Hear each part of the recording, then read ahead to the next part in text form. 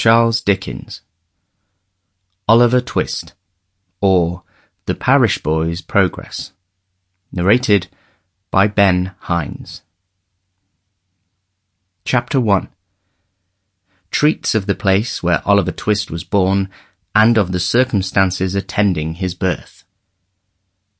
Among other buildings in a certain town, which for many reasons it will be prudent to refrain from mentioning, and to which I will assign no fictitious name, there is one anciently common to most towns, great or small, to wit, a workhouse.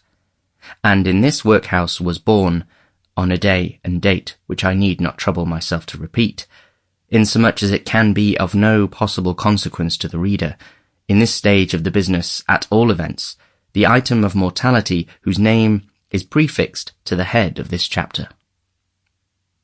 For a long time after it was ushered into this world of sorrow and trouble by the parish surgeon, it remained a matter of considerable doubt whether the child would survive to bear any name at all.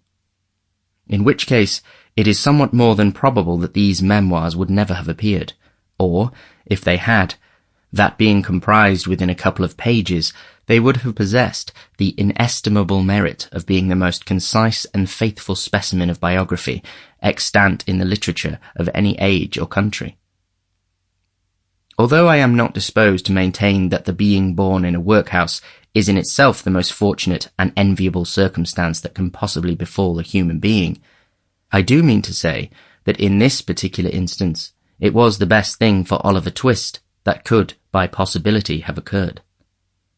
The fact is that there was considerable difficulty in introducing Oliver to take upon himself the office of respiration, a troublesome practice, but one which custom has rendered necessary to our easy existence, and for some time he lay gasping on a little flock mattress, rather unequally poised between this world and the next, the balance being decidedly in favour of the latter.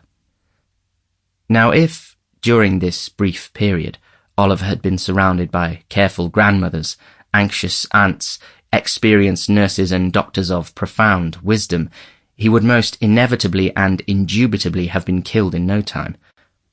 There being nobody by, however, but a pauper old woman, who was rendered rather misty by an unwonted allowance of beer, and a parish surgeon who did such matters by contract, Oliver and nature fought out the point between them.